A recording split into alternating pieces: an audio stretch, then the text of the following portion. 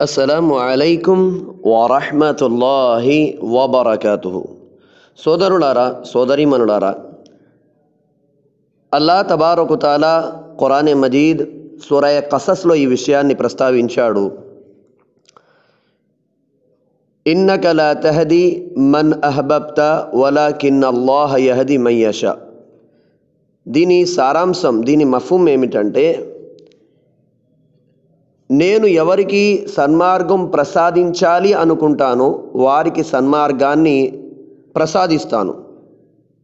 మీరు ఎవరికైతే సన్మార్గం ఇవ్వాలి అనుకుంటారో వారికి మీరు సన్మార్గం ఇవ్వలేరు, సన్మార్గం చూపించలేరు. అంటే సన్మార్గం అనేది, ఇస్లాం యొక్క భాగ్యం అనేది, అల్లా ఒక మనిషికి ఇచ్చినటువంటి సమస్త వరాలు ఒక పక్క, ఇస్లాం యొక్క భాగ్యం లభించడం, సృష్టికర్త ఒక్కడే అని చెప్పి విశ్వసించడం, మొహమ్మద్ ప్రవక్త వారు ఆ సృష్టికర్త పంపిన ఆఖరి ప్రవక్తని విశ్వసించడం, మరణాంతర జీవితం ఉందని విశ్వసించడం అనేటువంటి వరం దొరకడం, ఇది చాలా పెద్ద వరం. నేను ఇప్పుడు చెప్పబోయేటువంటి విషయం ఏమిటంటే, సోదరులారా, సోదరీమణులారా, పేరు జొరామ్, దేశం నెదర్లాండ్. ఈయన పివివి పార్టీలో చాలా సంవత్సరాల నుంచి ఉంటున్నాడు. ఇస్లాం ఇతడికి శత్రువు, ఖురాన్ ఇతడు ద్వేషించే గ్రంథము.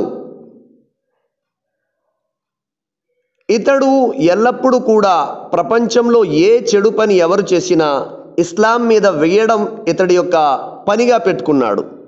మరి అలాంటి ఈ మనిషి ఇస్లాంలోకి రావడం నిరుడు సంవత్సరం, అంటే 2018 అక్టోబర్ నెలలో ఈ వ్యక్తి ఇస్లాంలో రావడం జరిగింది.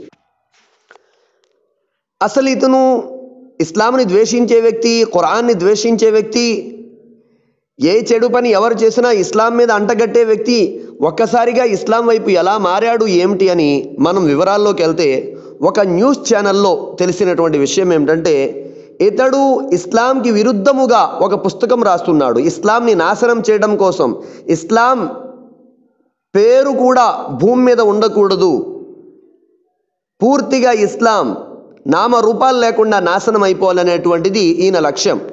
ఈయన ఆ ఇస్లాంకి విరుద్ధముగా, వ్యతిరేకముగా ఒక పుస్తకం రాయడం కోసం ఈయన దైవ ప్రవక్త హజరత్ ముహమ్మద్ సల్లల్లాహు అలైహి వసల్లం యొక్క జీవిత చరిత్ర చదవాల్సి వచ్చింది. ఆ పుస్తకంలో అనేక ఘట్టాలు, అనేక సంఘటనలు ఈయన మనసుని కదిలించాయి. ఇది నా మాట కాదు సోదరులారా, సోదరీమణులారా, ఒక ఇంటర్వ్యూలో స్వయంగా ఈయన చెప్పిన వ్యక్తి. మరియు ఈ మాట కూడా అన్నారు, ఒకవేళ మీరు గనక సృష్టికర్త ఒక్కడని విశ్వసించి, మొహమ్మద్ వారు దేవుని ప్రవక్త అని విశ్వసించి, ఈసా మసీ అంటే యేసుక్రీస్తు, ఈసా అలైహిస్సలాం ఆయన దేవుడు పంపిన ప్రవక్త అని విశ్వసిస్తే, మొహమ్మద్ వారు అంతిమ ప్రవక్తని విశ్వసిస్తే, మీరు పైకి కనిపించకపోయినా లోపల మీరు ముస్లింగా ఉన్నట్టే అన్నారు ఆయన. ఏది ఏమైనప్పటికీ సోదరులారా, సోదరీమణులారా, అల్లా ఎప్పుడు ఎవరికి ఇస్లాం యొక్క భాగ్యం ఇస్తాడో ఎవరికీ తెలియదు. అల్లా తబారకు తాలా ఇస్లాం యొక్క భాగ్యం ఇచ్చినటువంటి ప్రతి ముస్లింకి ఇస్లాం మీద స్థిరంగా ఉండే భాగ్యాన్ని ప్రసాదించుగాక. సమస్త మానవులకి అల్లా తబారకు తాలా ఇస్లాం యొక్క భాగ్యాన్ని, షరియత్ యొక్క భాగ్యాన్ని, అల్లా మరియు అల్లా యొక్క రసూల్ యొక్క మాట వినేటువంటి భాగ్యాన్ని సమస్త మానవులకి అల్లా ప్రసాదించుగాక. నేను దీనికి సంబంధించి ఈ లింక్తో పాటు, అంటే నేను ఏదైతే తర్జుమా చేశానో, ట్రాన్స్లేట్ చేశానో తెలుగులో, ఈ లింక్తో పాటు ఆ యొక్క న్యూస్ ఛానల్లో చెప్పినటువంటి వీడియో కూడా పంపుతాను. హిందీ వచ్చిన వాళ్ళు ఎవరైనా ఉంటే ఆ సోదరులు ఆ యొక్క వీడియోని డౌన్లోడ్ చేసుకోండి. అస్సలాము అలైకుం వరహ్మతుల్లాహి వబరకాతు. అలాగే నేను నా డిస్క్రిప్షన్లో కూడా ఆ వీడియో, అంటే ఆ న్యూస్ ఛానల్ యొక్క వీడియో దొరికితే లింక్ కూడా నేను ఇన్షాల్లా డిస్క్రిప్షన్లో ఇస్తాను. అస్సలాము అలైకుం వరహ్మతుల్లాహి వబరకాతు.